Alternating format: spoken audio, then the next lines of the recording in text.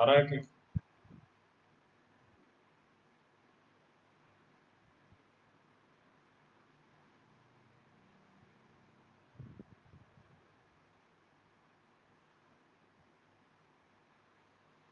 सत्या सिंह जी को नमस्कार।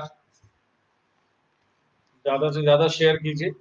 मैं लाइव आ चुका हूँ, लेकिन कुछ 4-5 मिनट देर हूँ मैं। संतोष जी को नमस्कार।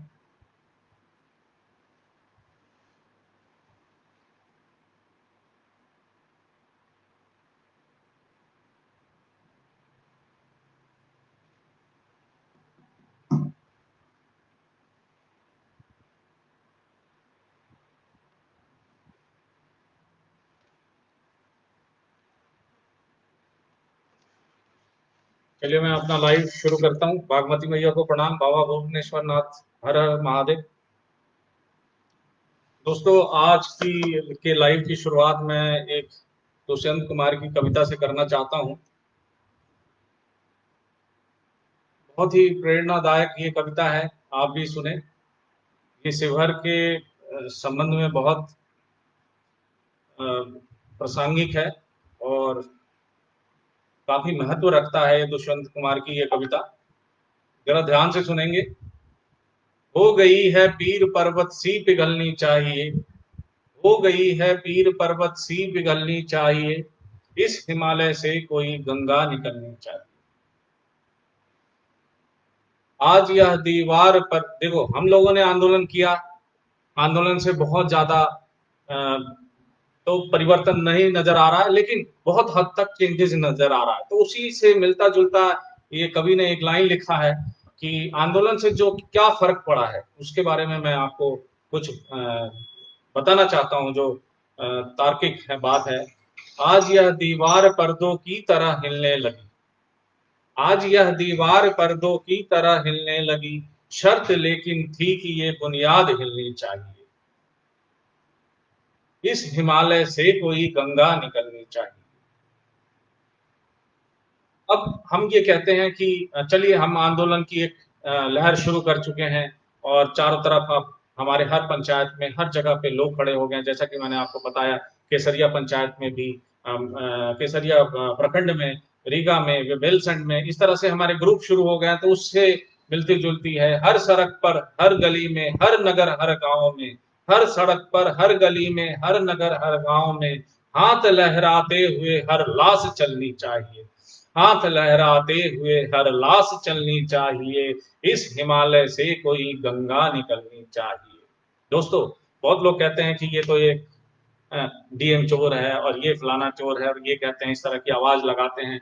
तो उससे मिलती जुलती है लाइन दुष्यंत कुमार की, ये पंक्ति सुनिए आप। सिर्फ हंगामा खड़ा करना मेरा मकसद नहीं, सिर्फ हंगामा खड़ा करना मेरा मकसद नहीं, मेरी कोशिश है कि ये सूरत बदलनी चाहिए, ये सूरत बदलनी चाहिए, इस हिमालय से कोई गंगा निकलनी चाहिए।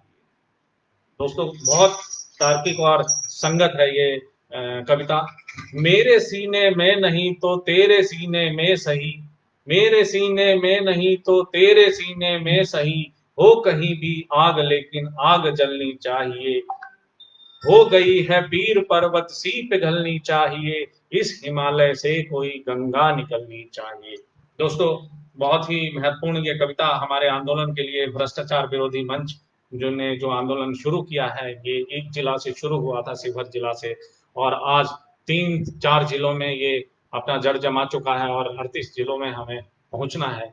तो इसके लिए ये कविता काफी महत्वपूर्ण है, हमने सुनाया। दोस्तों, अब मैं सबसे पहले आप सभी मुस्लिम भाइयों को मुहर्रम की मुबारकबाद देना चाहता हूं। आप सबको मुहर्रम बहुत बहुत मुबारकबाद हो। और आप सभी मुस्लिम भाइयों को धन्यवाद भी देना चाहता हूं कि आपने प्रशासन का साथ दिया और मुहर्रम को मनाने से परहेज किया, या कहीं जो थोड़े बहुत लोग जमा भी हुए थे, तो कोरोना कालखंड में आपने कोरोना का ध्यान रखते हुए बहुत भीड़ इकट्ठा नहीं किया। छोटे छोटे छोटे खंड में आप इकट्ठा होकर अपने पर्व को, त्योहार को मनाया, अपनी खुशियों को बांटा, आपने प्रशासन का साथ दिया।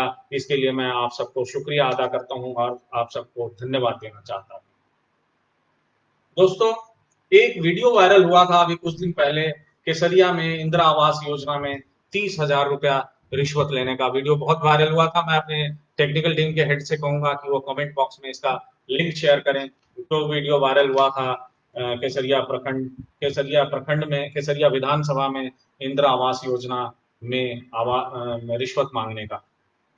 अब मैं सबसे पहले केसरिया टीम के लोगों को धन्यवाद। केसरिया विधानसभा में जो हमारा भ्रष्टाचार विरोधी मंच का ग्रुप चल रहा है, उनके जो टीम हेड हैं बबलू सिंह राजपूत, उनको मैं बहुत धन्यवाद देना चाहता हूँ। जिस जोश और खरोश से वो काम कर रहे हैं हमारे लिए, वो धन्यवाद के पात्र हैं और हमारी हौसला को अफजाई करने में बहुत मदद कर रहे हैं कि हम हमारा आंदोलन किस तरह आगे बढ़ रहा है। उनके सहयोग से, उनके समर्थन से, उनके सपोर्ट से, उनके जज्बात से, उनके दिलेरी से, और उस दिलेरी के लिए मैं उन्हें धन्यवाद करता हूं। समस्त भ्रष्टाचार विरोधी मंच के टीम की तरफ से बबलू सिंह राजपूत को धन्यवाद करता हूं और उनसे ये उम्मीद करता हूं कि इसी तरह का हौसला और इसी तरह का जज्बात, इसी तरह का पैशन, इसी तरह की ईमानदारी वो हमारे टीम के लिए हमेशा दिखाते रहेंगे और हमारा टीम हमेशा उनके साथ खड़ा रहेगा। अब मैं एक प्रसंग बताना चाहूंगा। जो एमएलए राजेश कुमार है, डॉक्टर राजेश कुमार, अब वो डॉक्टर है भी नहीं है कि नहीं है, उनका सर्टिफिकेट फर्जी है या जेन्यून है, ये तो मैटर ऑफ इन्वेस्टिगेशन है, इसकी जांच होगी और तब पता लगेगा। लेकिन एमएलए राजेश कुमार के द्वारा एक बेतुका बयानी केसरनाथ बाबा, जिसमें केसरिया विधानसभा के लोगों की बहुत ज्यादा आस्था है, बहुत विश्वास है, जो केसरनाथ बाबा की पूजा करते हैं, जिसमें उनकी आस्था है और विश्वास है, उसके बारे में उन्होंने आपत्तिजनक शब्दों का इस्तेमाल किया था, जिसके खिलाफ एफआईआर के लिए मैंने आवेदन जब डुमरिया थाना प्रभारी के पास भेजा, डुमरिया थाना प्रभारी का जो व्यवहार था वो मैंने एसपी साहब को भी अवगत कराया, जो मोतिहारी एसपी हैं उनको अवगत कराया था मैंने डुमरिया थाना प्रभारी के द्वारा दुर्व्यवहार का, जो जब उनके डॉक्टर राजेश कुमार के खिलाफ, जब एमएलए राजेश कुमार के खिलाफ मैंने एफआईआर का आवेदन भेजा, उनका व्यवहार ऐसा लग रहा था जैसे वो पुलिस कम और एमएलए राजेश कुमार के दलाल जाता हूं। ऐसा लग रहा था जैसे वो बिहार होम मिनिस्ट्री के लिए काम नहीं कर रहे हो, जैसे वो बिहार पुलिस के सेवक नहीं हो, जैसे वो राजेश कुमार के, विधायक राजेश कुमार के नौकर हो और विधायक राजेश कुमार के दलाल हो। इस तरह का व्यवहार उन्होंने हमारे टीम के सदस्यों के साथ किया, जो काफी आपत्तिजनक है। और इस बात का की सूचना मैंने जो अभी तत्काल आपके एसपी हैं उनको भी दिया, उन्होंने संज्ञान में लिया है हमारी बात को। उन्होंने कहा कि ठीक है, मैं इस बात की कार्रवाई करूंगा, जांच करूंगा और उनके खिलाफ कार्रवाई भी करूंगा। दोस्तों, इस तरह की जो बातें हैं पुलिस से तो देखिए मेरा वैसे बहुत ज्यादा कोई 36 का आंकड़ा है नहीं, लेकिन मैं पुलिस की कई बार जो दुर्व्यवहार देखता हूँ, किस तरह से लोगों को वो हरास करते हैं, टॉर्चर करते हैं, वो वास्तव में बहुत निंदनीय है और बहुत ही ज्यादा दुखद है। इससे क्या होता है, सिस्टम में लोगों का विश्वास कम होता है, लोगों का विश्वास हिलता है, लोग संविधान में विश्वास कम करते हैं, उन्हें लगता है कि ये संविधान ही गलत बनाया गया, उन्हें लगता है कि ये न्यायालय में, लेकिन न्यायालय की कोई गलती नहीं है। जब न्यायालय तक बात पहुंचेगी तभी तो न्यायालय इस बात का संज्ञान लेगा और न्यायालय कोई कार्रवाई करेगी। बात जब तक पुलिस के पास है, न्यायालय के नोटिस में नहीं होता कोई बात, और इसलिए न्यायालय कोई संज्ञान नहीं ले पाती। तो दोस्तों, इस तरह के व्यवहार मैं पुलिस वाले से, जो भी पुलिस वाले मेरी लाइव को सुन रहे हैं, मैं उनसे ये आग्रह करना चाहता हूं कि कृपया वो अपने व्यवहार को बदलें और अपने व्यवस्था में परिवर्तन करें, अपने आचरण में परिवर्तन करें। अन्यथा लोगों का विश्वास, जो सम्माननीय दृष्टियां, देखिए मैं आपको एक बात बताना चाहूंगा, मुझे बहुत आश्चर्य होता है कि जब लोग पुलिस वाले की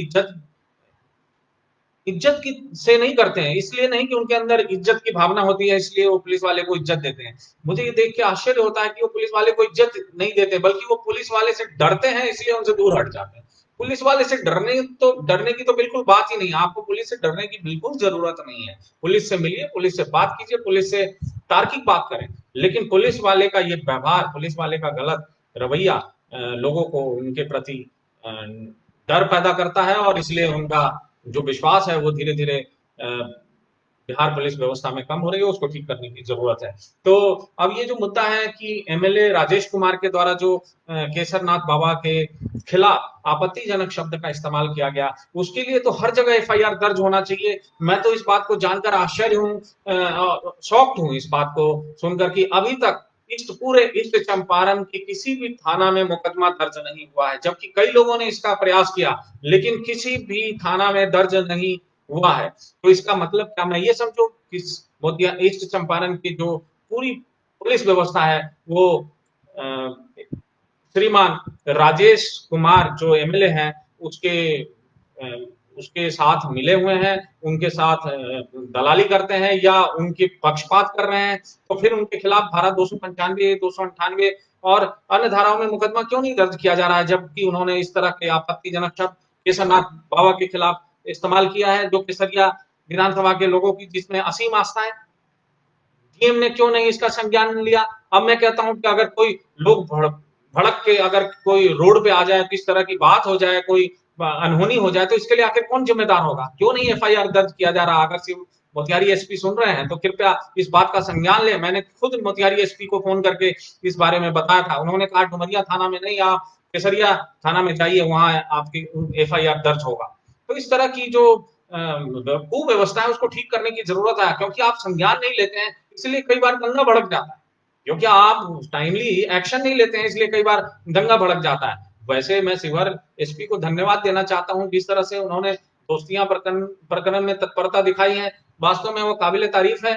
और इस तरीके से उन्होंने यहाँ जो भड़के हुए दोस्तियां प्रकरण में जिस तरह से लोग दोनों धर्मों के लोग भड़क गए थे, उसको उन्होंने काबू किया, वो वास्तव में प्रशंसनीय है और इसके लिए मैं उनको धन्यवाद देना चाहता हूँ। अब आइए एक विशेष दूसरे तरफ के मुद्दा पे आपको ले चलना चाहता हूं, जो किसानों के हित की बात है। वैसे तो किसानों की देखिए बहुत सारी चीजें हैं जो बात करने की है। मैं किसानों की जब स्थिति देखता हूं, मेरे आंखों से आंसू निकलने लगते हैं। ऐसा लगता है जैसे किसानों को लेकर तो ना तो बिहार सरकार चिंतित है, ना ही शिवहर की प्रशासन, ना ही जिला प्रशासन चिंतित है।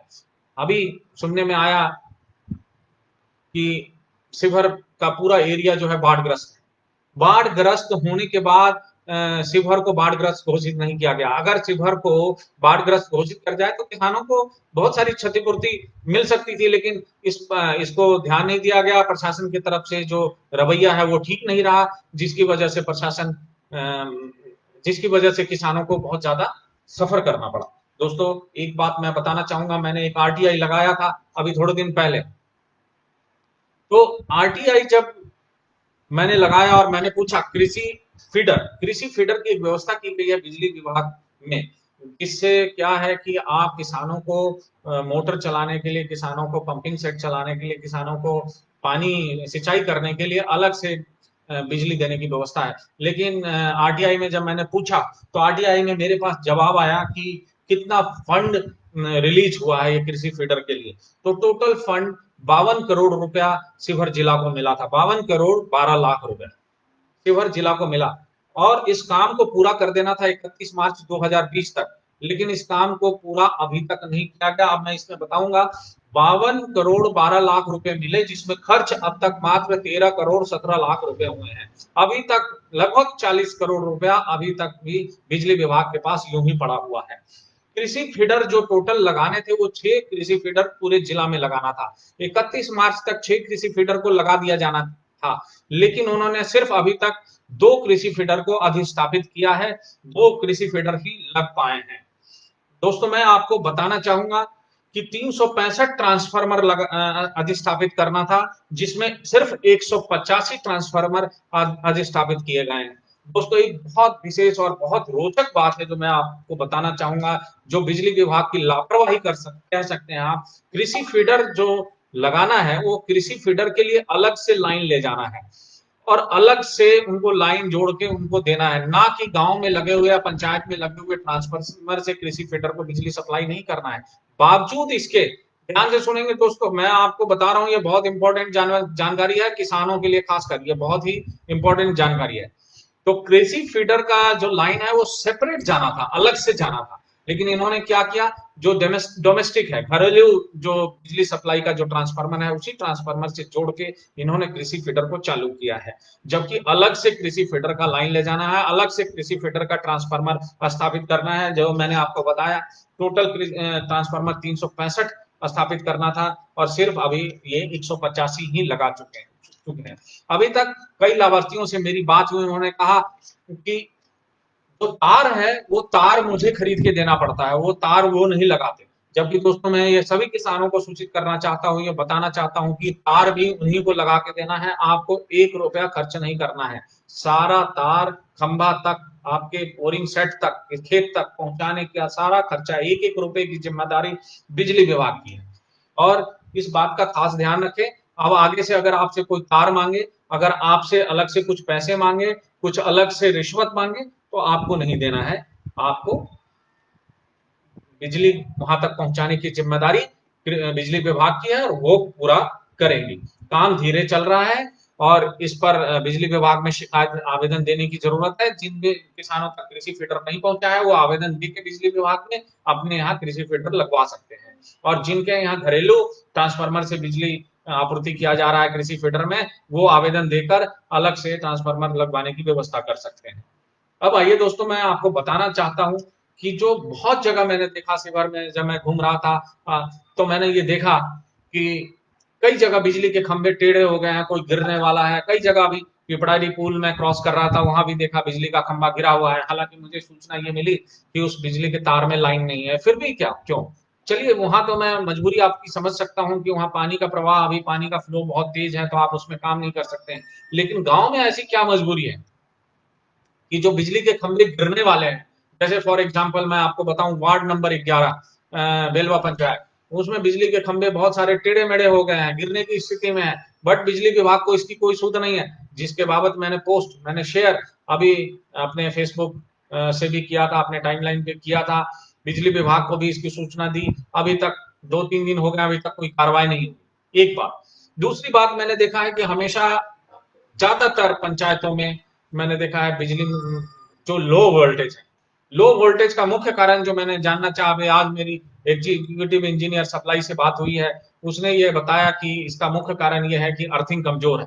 मैंने उनसे पूछा अर्थिंग मजबूत करने का प्रक्रिया क्या है, उन्होंने कहा 40 फीट गहराई खोद के अर्थिंग डाली जाएगी, तब जाके अर्थिंग में मजबूती आएगा। 40 फीट की गहराई करके इन्हें न्यूट्रल तार डालना है अर्थिंग का, बट इन्होंने ऐसा किया नहीं है, जिसकी वजह से हर एक जगह बिजली में लो वोल्टेज है।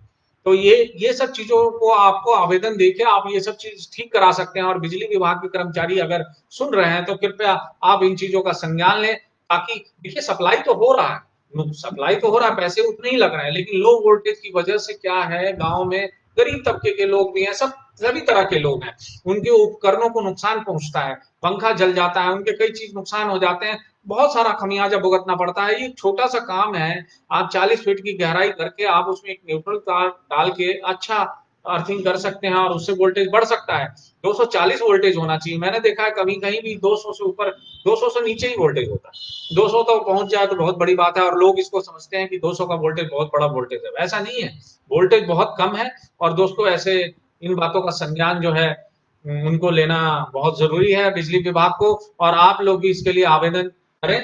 और अगर आवेदन करते हैं तो वो आप पर आपकी समस्याओं को दूर करने का प्रयास करेंगे। वैसे बिजली विभाग के कर्मचारी आवेदन लेने देने पर तत्पर जो है तुरंत कार्रवाई करते हैं, तुरंत प्रभाव से उनकी तरफ से कार्रवाई होता है।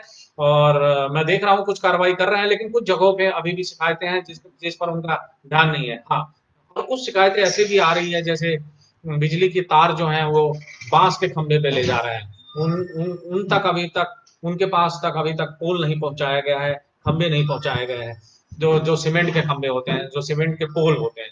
तो दोस्तों, मैं बिजली विभाग के कर्मचारी से, बिजली विभाग के एग्जीक्यूटिव इंजीनियर सप्लाई से ये कहना चाहूंगा कि आप जो है बिजली के पोल और खंभे वहां तक पहुंचाएं, और जिससे कि लोगों को असुविधा ना हो। ललुआ की जो घटना है, ललुआ में जो बिजली की तार बांस के खंभे से पहुंचाया गया है, उस पर भी अभी तक बिजली विभाग आपूर्ति ने कोई संज्ञान नहीं लिया है, तो उनको अभी ध्यान देने की जरूरत है, उसको ठीक करने की जरूरत है।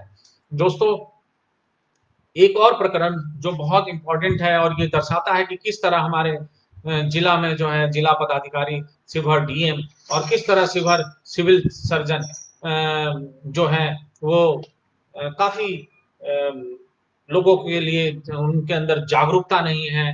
वो, एक मिनट, थोड़ा किस तरह से वो जागरूक नहीं है, लोगों लोगों की संवेदनहीन है, किस तरह से वो लोगों की जो समस्या है उस पर वो ध्यान नहीं दे रहे हैं। जैसे एक तरियानी प्रखंड में एक तरियानी छपरा की एक तरियानी छपरा या तरियानी छतौनी की एक रीता कुमारी है। उनकी एक बेटी थी 7 साल की। सुन के काफी अफसोस हुआ। मैं इस घटना को आप लोगों के साथ भी शेयर करता हूं, ताकि आप लोग भी अपने एरिया में अगर ऐसा कोई डॉक्टर, इस तरह की घटना होती है तो इस तरह के डॉक्टर बैठते हैं तो इस बात का संज्ञान डीएम या सिविल सर्जन के संज्ञान में जरूर लाएं, ताकि ऐसी घटना दोबारा ना घटे। तरियानी प्रखंड में रीता कुमारी की एक बच्ची थी 7 साल की। वहीं एक डॉक्टर है संतोष कुमार सिंह, काम करते थे और प्राइवेट क्लिनिक चलाते थे। उनकी लापरवाही की वजह से, उनकी इलाज में लापरवाही की वजह से उस बच्ची को उन्होंने पता नहीं कौन सा दवा या इंजेक्शन लगाया, जिसकी वजह से वो दवा रिएक्ट कर गया, और दवा रिएक्ट करने की वजह से उस बच्चे की मौत हो गई कुछ दिनों में, और वो बच्चा मर गया। तो इस तरह की घटना, वो गोएक है या डॉक्टर है, this is the matter of investigation. लेकिन मैं आपको ये कहना चाहता हूँ, इस तरह की लापरवाही जिससे किसी की जिंदगी चली जाए, जिंदगी छिन जाए, ये ठीक नहीं है। और इसमें डीएम को और जो सिविल सर्जन है उसको संज्ञान लेना चाहिए कि क्या वो डॉक्टर एमबीबीएस हैं, प्रैक्टिशनर, प्रैक्टिस के लायक है कि नहीं। बिना एमबीबीएस के अगर कोई डॉक्टर प्रैक्टिस कर रहा है तो उसका भी रजिस्ट्रेशन होना चाहिए, और उनके लिए भी एक गाइडलाइन इशू होना चाहिए। गाइडलाइन जो कि सिवर गाइडलाइन तो है इसके लिए, लेकिन उस गाइडलाइन को फॉलो नहीं कराया जाता है, और इसको फॉलो कराने की जिम्मेदारी सिवर जिला पदाधिकारी के ऊपर है, डीएम के ऊपर है। लेकिन हमारे डीएम कितने लापरवाह हैं, आपको इस बाबत एक और घटना आपको बताना चाहूंगा। अभी मैंने कल किसी व्यक्ति को भेजा था रिसीविंग लेने के लिए। तो कोई आवेदन देना था उसको, और वो आवेदन देने जब वहां पहुंचा, जिस आवेदन की कॉपी मैंने फेसबुक पे शेयर भी किया है, और आवेदन देने जब पहुंचा तो उनके पास मुहर नहीं था। फिर उस व्यक्ति ने मुझे फोन मिलाया, मैंने डीएम ऑफिस में फोन मिलाया कि आप रिसीविंग पर मुहर क्यों नहीं लगा रहे हैं। वो कह रहे हैं जी हमारे यहाँ तो अभी मैं नया आया हूँ, मुझे 1 महीना हुआ है, मैं रिसेप्शन पे बैठता हूँ, मैंने आज तक किसी को भी मुहर लगा के रिसीविंग नहीं दिया, सिर्फ इनिशियल साइन कर देता हूं और वही रिसीविंग माना जाता है। और तो मैं यही कहना चाहता हूं कि आज तक आपने रिसीविंग पर इनिशियल मार के दिया है, मुहर मार के नहीं दिया है, तभी तो आज तक किसी आवेदन पे कार्रवाई नहीं हुआ। अगर आपने ऐसा नहीं किया होता तो आज तक कई आवेदनों पर कार्रवाई हुआ होता और शिवहर जिला की ये स्थिति नहीं होती। तो दोस्तों, जब मैंने उन्होंने कहा तो कह रहे हैं ठीक है, अब मैं एक काम करता हूँ, इसकी रजिस्टर में एंट्री चढ़ा देता हूँ और आपको रजिस्टर में एंट्री नंबर डाल के उस पर दे देता हूँ। मैंने कहा ठीक है, फिर ये बात तो हुई, तो या मोहर भी लगाइए, रजिस्टर में एंट्री भी कीजिए, उसका एंट्री नंबर भी डालिए, और फिर आप इसको रिसीविंग माना जाता है। बट ऐसा नहीं करते हैं। तो आप दोस्तों, मैं आप सबको बताना चाहता हूं कि कहीं भी अगर रिसीविंग लेते हैं तो रिसीविंग में मोहर लगना, रजिस्टर की एंट्री होना और सिग्नेचर, ये तीनों जरूरी है, ये तीनों करवाए। और आप जब तक इसके लिए इंसिस्ट नहीं करेंगे, जब तक दबाव नहीं बनाएंगे पदाधिकारियों के ऊपर, वो नहीं कहेंगे। अब वो कहता है व्यक्ति जो डीएम ऑफिस में बैठा है, वो कहता है जी अब मैं ऑर्डर दे रहा हूँ मुहर बनाने के लिए, अब नया मुहर बन जाएगा और आगे से रिसीविंग पे मुहर लगेगा। तो इस तरह की जो लापरवाही है प्रशासनिक, जिला प्रशासन पदाधिकारी के द्वारा, डीएम के ऑफिस में इस तरह की लापरवाही चल रही है। आप सोच सकते हैं कि दूसरे ऑफिस में क्या हालात होंगे। मैं देखता हूं थाना में जब भी कोई आवेदन देने जाता है, मैं कईयों के आवेदन दिलाता हूं, मुझे लगता है ऑन एन एवरेज महीने में 150-200 आवेदन तो मैं ही भिजवाता हूं लोगों को कह के, और रिसीविंग दिलवाता हूं। वहां भी मैं देखता हूं कि मुझे कहना पड़ता है हर थाने के पदाधिकारी को, हर थाने के प्रभारी को, या जो वहां रिसीविंग करता है, कि आप इस पर मोहर लगा के दें, तब वो मोहर लगाता है। अदरवाइज मोहर लगाने का तो ऐसा लगता है जैसे शिवहर में कोई ट्रेंड ही नहीं है। और यही वजह है कि जिसे आपके आवेदन देने के बावजूद भी इस पर कोई कार्रवाई नहीं होता। दोस्तों, अब आते हैं कुछ आपकी मूलभूत समस्याओं की तरफ। सड़कों की स्थिति तो आप कहना ही नहीं है, सड़कों की स्थिति तो हर जगह दयनीय है। अभी हमारे पास एक संवाद आया था, एक मैसेज आया था, मथुरापुर कहतरवा पंचायत के वार्ड नंबर 9 में नल जल योजना में घोटाले की खबर है। वहां की उसकी तस्वीर हमने फेसबुक पोस्ट पर शेयर किया है। उसकी स्थिति यह है कि जो पाइप की गहराई 3.5 फीट होनी चाहिए, वो पाइप आधे फीट गहराई पे डाला गया, वो जमीन से बाहर आ गया है, कई जगह बाहर निकल गया है, कई जगह फट गया है, पानी बह रहा है, बर्बाद हो रहा है। इसका संज्ञान लेने वाला वार्ड सदस्य नहीं है। वार्ड नंबर 9 मथुरापुर कहतरवा पंचायत के वार्ड नंबर 9 के वार्ड सदस्य से मैं ये आग्रह करता हूं कि कृपया इस बात का संज्ञान लेकर उसको मरम्मत कराएं, आपकी जिम्मेदारी है 3 साल तक उसके रख रखाव की। दोस्तों, एक और घटना जो 1 तारीख से घटने जा रही है उसके बारे में मैं आपको सूचना देना चाहता हूं। पूरे बिहार राज्य के जो संविदा कर्मी हैं, जो कॉन्ट्रैक्ट बेसिस पे काम करते हैं, वो सभी 1 सितंबर से 3 सितंबर तक हड़ताल पर जा रहे हैं। हड़ताल का कारण दोस्तों उनके वो रेगुलराइजेशन की बात कर रहे थे। वो ये उनका मांग ये है कि हमारी नौकरी को परमानेंट कर दिया जाए, संविदा कर्मी से ना रहे वो। इस मांग को लेकर वो 1 सितंबर से 3 सितंबर तक पूरे बिहार के संविदा कर्मी हड़ताल पे जा रहे हैं। अब आइए एक और घटना जिसकी चर्चा मैं पिछले लाइव में भी कर चुका हूं दोस्तों। मैंने ये देखा कि जितने भी सामुदायिक भवन है, उस सामुदायिक भवन का कब्जा निजी हाथों में, इसका कब्जा निजी हाथों में नहीं होना चाहिए। ये सामुदायिक भवन का निर्माण समाज सेवा के लिए हुआ है, एक पूरे समाज के लिए, पूरे ग्राम सभा के लिए, पूरे गांव के लोगों के लिए है, ना कि निजी उपयोग के लिए। बट एक खबर आ रही है, सुगिया कटसरी वार्ड नंबर 11 का सामुदायिक भवन अवैध रूप से रामनंदन राम द्वारा कब्जा कर लिया गया है। तो इस तरह के कब्जा, जो अवैध कब्जा है, उसे खाली कराने के लिए मैंने अभी 2 दिन पहले आवेदन डीएम को भी दिलवाया है, आवेदन एसपी साहब को भी दिलवाया, आवेदन बीडीओ साहब को भी दिलवाया है। बीडीओ साहब का ये कहना है कि मैं इसको खाली कराने की कोशिश कर रहा हूँ, जल्दी खाली कराऊंगा। तो रामनंदन राम जी, ये अवैध कब्जा आप खाली कर दें, छोड़ दें, और सामुदायिक भवन जो कि पूरे गांव के लिए है, गांव के लोगों के हवाले कर दें, जो गांव के जनप्रतिनिधि हैं उन्हें दे दें। एक समस्या जो आ रही है अभी मेरे संज्ञान में लाया गया, देखिए शिवहर से मोतिहारी जाने के लिए अभी हमारे पास कोई रास्ता नहीं है। अब घूम के जाना पड़ता है, हमें मधुबन होके जाना पड़ेगा, हमें मधुबन पचमपी होके जाना पड़ता है, हमें इतना घूम के जाना पड़ता है। और इस पे आपको पता है बेलवा घाट पे डैम चल रहा है, डैम का निर्माण चल रहा है। तो इस वजह से अभी कोई भी रास्ता नहीं है। एक रास्ता जो जिहुली का बचा हुआ है, उस जिहुली की भी स्थिति बहुत खराब है। तो जिहुली की स्थिति खराब होने का कारण अभी मुझे पता लगा है कि उस जो सड़क है, जो रास्ता जा रहा है, वो निजी जमीन में है। तो निजी जमीन वालों का कहना है, निजी जमीन मालिकों का कहना है कि वो हमारे जमीन को अक्वायर करें और उस पर सड़क निर्माण करें, हमें कोई दिक्कत नहीं है। लेकिन जिला प्रशासन और सरकार का कहना है कि नहीं, वो निजी जमीन के मालिक मुफ्त में हमें निजी जमीन दे रहे। तो ये कहां तक जायज है कि आप जमीन मुफ्त में दे दें? तो बिहार सरकार और प्रशासन दोनों को इस बात का संज्ञान लेना चाहिए कि किसी की जमीन को आप अक्वायर करते हैं तो उसके बदले में रीजनेबल रेट, हम नहीं कहते कि 3 गुना आप उसके रेट को 3 गुना करके दे दें, लेकिन जो भी रीजनेबल है, कम से कम जो उसका मूल मिनिमम जो कॉस्ट है, मिनिमम जो रेट है, वो तो उसको मिलना ही चाहिए और वो उसका हकदार भी है। तो ये बड़ी आश्चर्य की बात है कि जिहुली से होके जो मोतिहारी को सड़क जा रही है, वो सड़क निजी जमीन पे है। ये तो मुझे भी संज्ञान में नहीं था, मेरे संज्ञान में आज लाया गया। तो भला क्यों जिला प्रशासन और बिहार प्रशासन इस पर चुप है? उसको संज्ञान लेना चाहिए और इस पर कोई ना कोई कार्रवाई करनी चाहिए।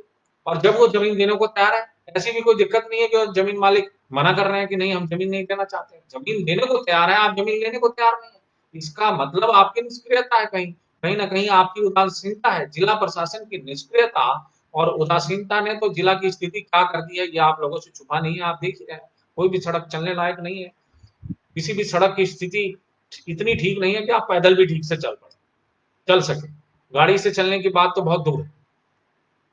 दोस्तों, अब मैं एक नए मुद्दे की तरफ आपको ले चलना चाहता हूं। कमरौली में जो स्कूल का निर्माण हुआ है, अब वो उद्घाटन के लिए तैयार हो गया है, रंग रोगन करके उसको तैयार कर दिया गया है। उसकी स्थिति क्या थी मैंने आपको बताया। उसमें जो बालू का इस्तेमाल हुआ है निर्माण में, वो बागमती से बालू का निकाल के इस्तेमाल किया गया है। ईंट का इस्तेमाल हुआ, वो 2 नंबर 3 नंबर ईंटों का इस्तेमाल हुआ, और ये सब वहां के प्रभारी अभिषेक कुमार द्वारा घोटाला करके ये सब किया गया है। इस बात को मैंने कई बार अपने लाइव में भी उठाया, कई बार अपने फेसबुक पर भी लिखा, फिर भी इस पर कोई संज्ञान नहीं लिया गया, ना ही जिला प्रशासन ने, कहने का मतलब ना ही डीएम ने, और ना ही डीपीओ, जिसका प्रभार अभी नासिर हुसैन, जो डीपीओ एमडीएम है, उसको डीपीओ स्थापना का भी प्रभार नासिर हुसैन जी को मिला हुआ है। अभी ये खबर आ रही है अभिषेक कुमार की नासिर हुसैन से बहुत मिली भगत, जो डीपीओ है, नासिर हुसैन से बहुत मिली भगत है। वो उनके लिए किराए पर मकान उपलब्ध कराएं, किराया भी शायद वही देते हैं अभिषेक कुमार जी। उनके लिए खाने की व्यवस्था, उनके लिए दूध का इंतजाम, उनके लिए हरी सब्जी का इस्तेमाल, इंतजाम, वो सारा काम, मतलब इतनी मिलीभगत किस हद तक गिर गए हैं ये नासिर हुसैन जी, और किस हद तक गिरे हुए हैं अभिषेक कुमार जी, जो प्रभारी हैं कमरौली स्कूल के। इनको संज्ञान लेना चाहिए इस तरह के निर्माण पे, और इस तरह के उद्घाटन पे रोक लगाना चाहिए, और इसकी जांच होनी चाहिए, और पैसे की वसूली अभिषेक कुमार जी से की जानी चाहिए। इसके बजाय नासिर हुसैन जी को पैसे खिलाकर, नासिर हुसैन जी को दलाली देकर ये अपने आप को बचाना चाहते हैं, और जल्दी से जल्दी कमरौली स्कूल का उद्घाटन कर देना चाहते हैं, ताकि उनकी पोल ना खुल सके, ताकि भ्रष्टाचार उजागर ना हो सके। तो इस तरह की जो शिक्षा व्यवस्था में भ्रष्टाचार है, उसकी तरफ मैं ध्यान प्रशासन का लाना चाहता हूं, और प्रशासन इसकी तरफ ध्यान दे और इस पर सख्त से सख्त कार्रवाई करे। दोस्तों, एक और मुद्दा है, पोखरविंडा में एक स्कूल है, माली पोखरविंडा में, जिसकी चर्चा मैंने पिछले लाइव में भी किया था। वहां जो विद्यालय शिक्षा समिति का गठन किरण गुप्ता के द्वारा किया गया है, किरण गुप्ता जो वहां की प्रधानाचार्य है, वो अवैध तरीके से किया गया है। कैसे वो अवैध है वो मैं बताना चाहता हूँ। जब विद्यालय शिक्षा समिति का गठन हो रहा था, तो उसके गठन में आपको पता है अनुसूचित जाति, जनजाति, पिछड़ा वर्ग, अति पिछड़ा वर्ग के लोगों को बुलाया जाता है, भूमिदाता को बुलाया जाता है, स्कूल के प्रधानाचार्य होते हैं, और फिर इस तरह से विद्यालय शिक्षा समिति का गठन सबके सहमति से होता है। इसके लिए इन सबको बुलाने से पहले एक नोटिस दिया जाता है। दोस्तों, इन्होंने कोई नोटिस भी नहीं दिया, बगैर नोटिस दिए हुए इन्होंने विद्यालय शिक्षा समिति के गठन के लिए मीटिंग बुला ली। जिस मीटिंग में जो भूमिदाता है, स्कूल की जमीन का भूमिदाता, उसको नहीं बुलाया गया, और विद्यालय शिक्षा समिति का गठन कर दिया गया। दोस्तों, आपको जानकर आश्चर्य होगा कि जब वो रजिस्टर मेरे सामने लाया गया, जिस रजिस्टर में विद्यालय शिक्षा समिति के गठन के संबंध में मिनट रिकॉर्डिंग लिखा हुआ था, जब मैंने उसमें देखा, उस पर भूमिदाता का सिग्नेचर नहीं था। दोस्तों, वो वेरीफाइड नहीं था, जबकि आपको पता होना चाहिए कोई भी रजिस्टर जो इस्तेमाल होता है वो वेरीफाइड रजिस्टर होता है, और उस पर पेजिंग होता है, उस पर नंबरिंग होता है, हर पेज पर नंबरिंग होता है। लेकिन ये दोनों नहीं था, ना ही वो वेरीफाइड था जिला शिक्षा पदाधिकारी द्वारा, ना ही उस पर नंबरिंग था। तो इस तरह की जो व्यवस्था है, ये सिर्फ मैं एक माली पोखरबिंडा आपको का स्कूल का उदाहरण दे रहा हूँ, ये हर जगह 53 पंचायत के स्कूल में हर जगह लगभग ऐसी व्यवस्था है। इसी तरह से विद्यालय शिक्षा समिति का गठन किया गया है, और इस अवैध रूप से चुने गए विद्यालय शिक्षा समिति द्वारा फंड का अवैध रूप से इस्तेमाल किया जा रहा है। आखिर इन सब के लिए आपके पैसों का, आपके धन का इस तरह से गलत इस्तेमाल हो रहा है, फिर भी प्रशासन चुप बैठी है, प्रशासन कुंभकर्णी निद्रा में सोई है, और बिहार सरकार भी कुंभकर्णी निद्रा में सोई है। ये शिक्षा व्यवस्था का ही है ये हाल नहीं है, यही व्यवस्था स्वास्थ्य व्यवस्था में भी इसी तरह का हाल है। अगर इस तरह का हाल नहीं होता तो इतने तरह छोटा सा चोट लगने पर यहाँ लोगों को रेफर कर दिया जाता है मुजफ्फरपुर, हर एक बात के लिए रेफर कर दिया जाता है मुजफ्फरपुर। आप किसी भी प्राइमरी हेल्थ सेंटर की स्थिति जाके देखें, हर हमेशा वो बंद मिलेगा, वहां कोई कर्मचारी उपलब्ध नहीं होता। इस तरह की जो व्यवस्था है उसको बदलने की जरूरत है। आप हम सबको आवाज बुलंद करने की जरूरत है, उठने की जरूरत है। आइए मैं आपको बताता हूं भ्रष्टाचार विरोधी टीम की सफलता के बारे में। किस तरह से हमारी टीम, मैंने आपको बताया, इसमें अभी लगभग 3000 से ऊपर सदस्य काम कर रहे हैं। मैं उन सभी सदस्यों को शुक्रिया अदा करता हूं, और उन्हीं सबके बदौलत मैं यहां तक पहुंचा हूं। अब आइए मैं आपको एक उदाहरण देकर ये बात बताना चाहता हूं। सोगिया परदेसिया सड़क पे, सुगिया प्रदेशिया सड़क का निर्माण चल रहा था, उस पर 2 इंच का पीसीसी वो डाल रहे थे, जबकि प्राकलन के हिसाब से उस पर 6 इंच का पीसीसी डलना था। दोस्तों, वहां पर मैंने जैसा आपको चर्चा किया है, ताजपुर पंचायत में 100 के दम के नाम से एक संगठन चल रहा है, जिसके बहुत सारे सदस्य हमारे भ्रष्टाचार विरोधी मंच से जुड़े हुए हैं। उन्होंने हमें संपर्क किया, उन लोगों ने आंदोलन किया, वहां जाके खड़े हो गए, उन्होंने काम रोक दिया। उन्होंने मुझे संपर्क किया, मैंने एलईओ एग्जीक्यूटिव से बात किया, क्योंकि विधायक फंड से निर्माण हो रहा था। एलईओ एग्जीक्यूटिव मौके पे पहुंचे, उन्होंने काम को फिर से ठीक तरीके से कराया, और प्राकलन के हिसाब से उस पर 6 इंच का पीसीसी कराया गया। तो ये इस तरह की सफलता है, और अगर आप सब मिलके यूं ही काम करते रहेंगे तो यही सफलता आपको और आगे भी देखने को मिलती रहेगी। आइए एक चर्चा और मैं आपसे करूं, सरसोल्ला कब्रिस्तान की चरदीवारी जो बनाने के मात्र 3 महीने बाद ढह गया था।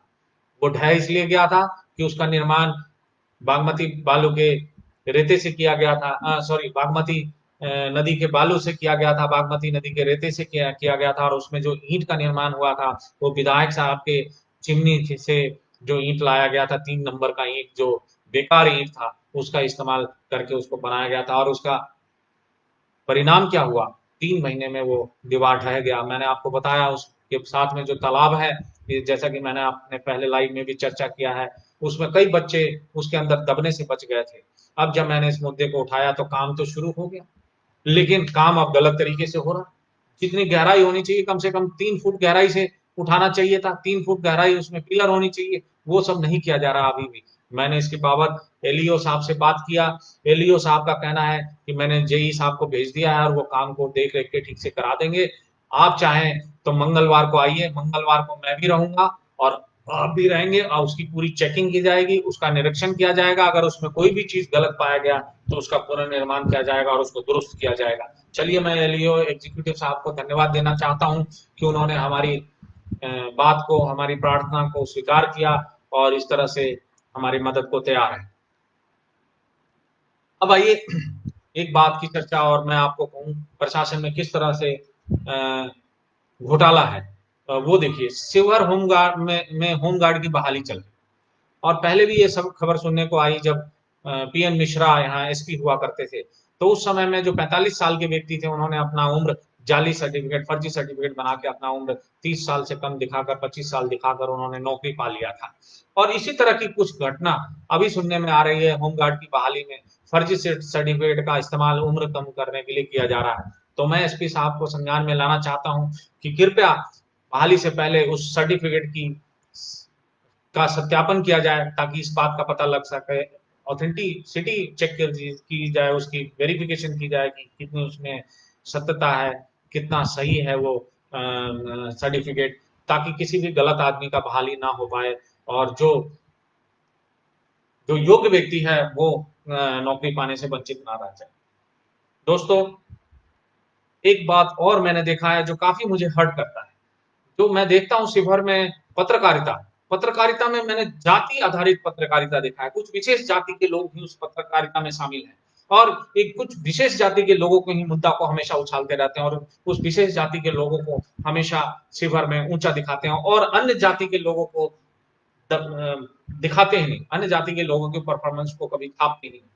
तो इस तरह की जो पक्षपात रवैया है जो पत्रकारों के द्वारा, उसको बदलने की जरूरत है। अदरवाइज हम लोगों को इसके खिलाफ भी आवाज बुलंद करना पड़ेगा, आंदोलन करना पड़ेगा, और उन पत्रकारों को जो इस तरह के जाहिल पत्रकारिता में संलिप्त है, उनको बाहर का रास्ता दिखाना पड़ेगा। दोस्तों, एक बात और, जो बिल्डिंग डिवीजन से खबर आ रही है, बिल्डिंग डिवीजन में जो भी टेंडर होता है, वो टेंडर, ये सुनने में आ रहा है कि कोई भी टेंडर यहाँ के लोकल स्थानीय समाचार में प्रकाशित नहीं किया जाता है। जितने भी टेंडर है वो बाहर के समाचारों में प्रकाशित किया जाता है, और इस तरह से बाहर के लोग यहाँ, तो मैं ये पूछना चाहता हूँ, क्या यहाँ के लोग योग्य नहीं है? क्या शिवहर जिला का जो प्रशासन है वो ये मानती है कि शिवहर जिला के लोग अयोग्य हैं? और क्या यही कारण है कि वो हमेशा जो है टेंडर की विज्ञप्ति, टेंडर का जो पब्लिक एडवर्टाइजमेंट है वो बाहर के न्यूज़पेपर में देते हैं, जो कि स्थानीय समाचार में होना चाहिए? और इसी तरह की एक घटना अभी अभी हमारे संज्ञान में आई है कि जो सीसीटीवी इंस्टॉलेशन के लिए जो टेंडर होना था, वो टेंडर भी बाहर के पेपर में उसकी विज्ञप्ति दी गई, और एक छोटा सा विज्ञप्ति यहाँ के स्थानीय समाचार में दिया गया, जिसकी कानों कान खबर किसी और व्यक्ति को नहीं हुई है, एक ही व्यक्ति। और मुझे लगता है इसमें शायद एकल टेंडर की व्यवस्था से, और इसमें भी मिली भगत है जिला पदाधिकारी और कुछ व्यक्तियों की, जिसकी मदद से एक व्यक्ति को ही ये मिल पाया है, और अन्य लोगों को ये सीसीटीवी इंस्टॉलेशन के टेंडर का पता भी नहीं चला। तो इस तरह के जो व्यवस्था है उसको बदलने की जरूरत है, और इसके खिलाफ मैं लगातार आवाज उठाता रहता हूं। हमारे भ्रष्टाचार विरोधी मंच के सदस्य भी लगातार हमें समर्थन देते रहते हैं, और वो भी इस बातों में हमारा हमेशा सहयोग करते हैं। क्या उन लोगों को जो शिवहर के वासी हैं, जो बेरोजगार हैं, क्या उनको इस टेंडर को लेने का अधिकार नहीं है?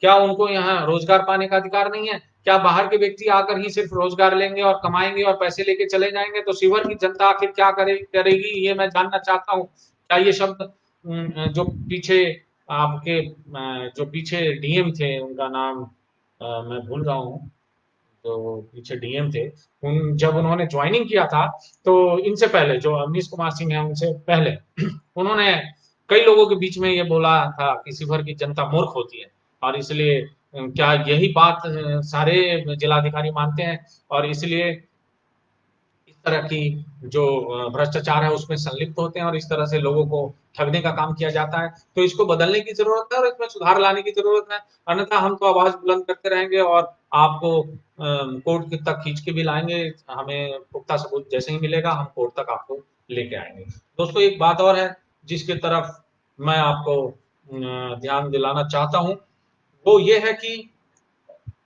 कुछ युवाओं को देखा मैंने हताश, जब यहाँ से आरिफ हसन साहब जो कि एसडीएम थे, यहाँ से जब उनका तबादला हुआ तो बहुत लोग निराश थे। निराश होना भी चाहिए जब एक ईमानदार व्यक्ति चला जाता है, लेकिन मैं कहता हूं उससे अहम बात यह है कि आप इतना जागरूक बनो कि कोई भी पदाधिकारी या कोई भी अधिकारी भ्रष्टाचार करने से पहले एक बार सोचे।